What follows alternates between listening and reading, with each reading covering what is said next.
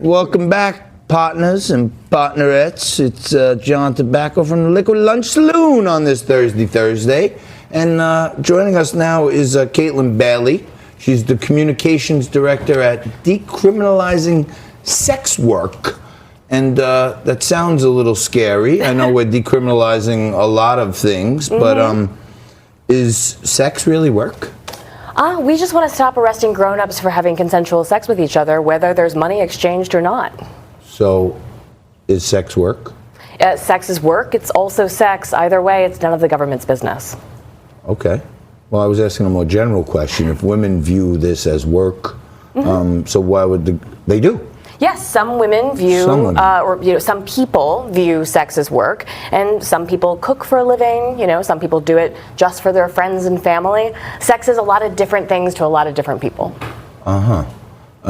Frankie's just a couple of weeks away from getting married. It's true. Oh, so, me too. Oh, really? Yeah, October Great. 26th. More than likely, his sexual activity is going to be diminished shortly because, different schedules and all this other stuff. That's it what you just think. happens. I'm joking. But more importantly, you guys are trying to take the, let's call it the stigma or the law or the unlawfulness out of We're trying to take one of the crime. oldest Yes. professions on earth, and Yes. we just had on Drew Taylor, the crypto cowboy from Texas, and I'm sure back in the good old days, the cowboys had women that were in the town to service them, and everyone knew what that was about, right? Absolutely. Madams actually settled the West. If you go back in our own country's history, it is brothel owners, which were predominantly women in the early 1900s and the late 1800s, that were building water irrigations, that were funding public schools. The Seattle school system was actually funded by a madam. Really? Yeah. Can you give us any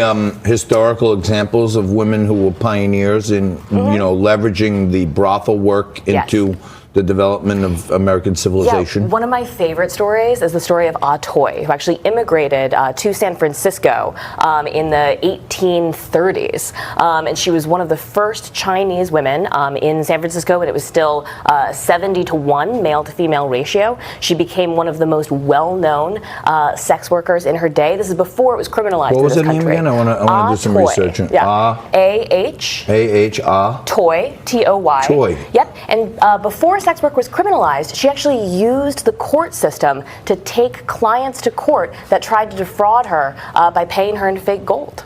So, Frankie, it sounds like this is news to me, but Ah Toy was the inventor of the original happy ending. Well, I'm not sure about that, but it sounds like it, right? I mean, these things were probably happy. I'm confident that happy endings were happening way before Ah Toy got to our shores. Okay, all right, fair enough. Obviously, the reason we're talking to you today, Kaytlin, is because the news that came out of Florida this week that prosecutors are insisting on going forward with this prosecution of Robert Kraft. I look at all the police resources that went into this sting for this 80-something-year-old widower who went to a massage parlor and had a happy ending, and it strikes me as the biggest waste of police resources since Jussie Smollett.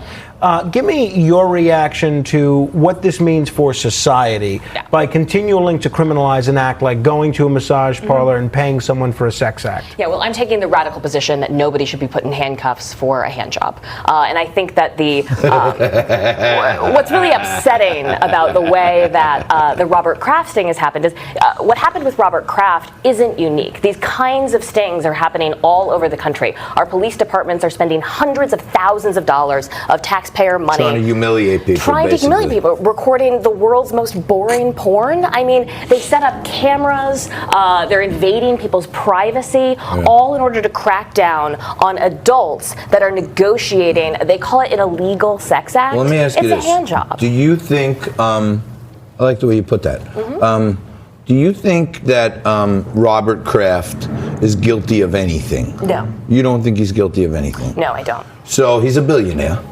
He has this huge mansion, right? He can basically call 5 friends to come over to his house, and none of this would be.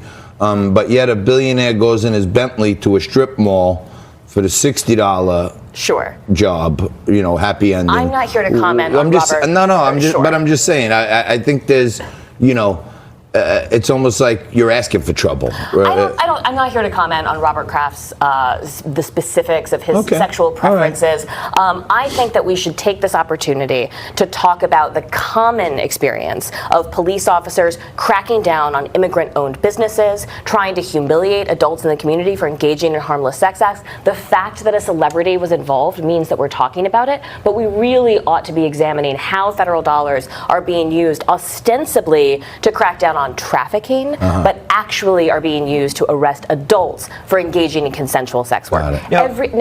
Look, there were 3 different police departments in Florida that threw themselves press conferences, lauding themselves as heroes for rescuing those women. 19 women are facing multiple felony charges. 2 have been deported. There are real consequences to these things. I mean, Robert Kraft's going to be fine. I'm much more concerned about the women here.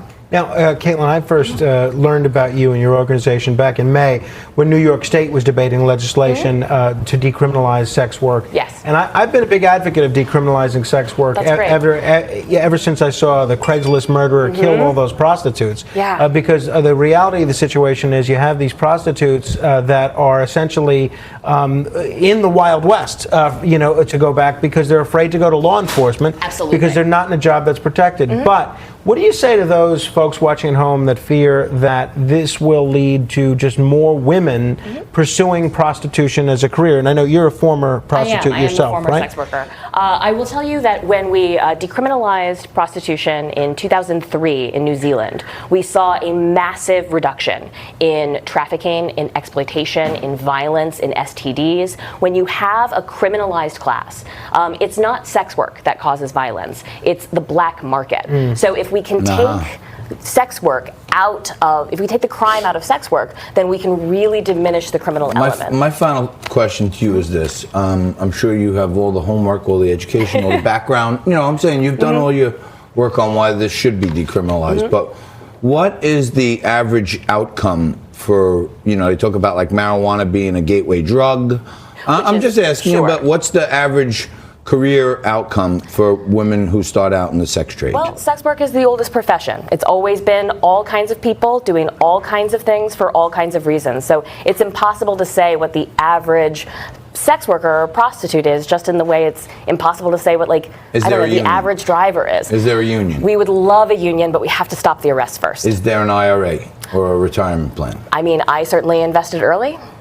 Okay. So I understand. I think the big takeaway message here is that nobody is more committed to ending violence and exploitation in the sex trade than sex workers themselves. I try to make situations a little lighter. So that the audience... No, but I'm saying it's an important topic. A lot of things are being decriminalized now, which should take weight off our criminal justice system and our court system. And I agree with you that a lot of these things that people are doing consensually, the government should stay out of there. Absolutely. And I applaud you for your effort. That's what Thank you so much. America's all about. Right? That we have a choice, and you see what happens? My friends actually call me when I'm on air.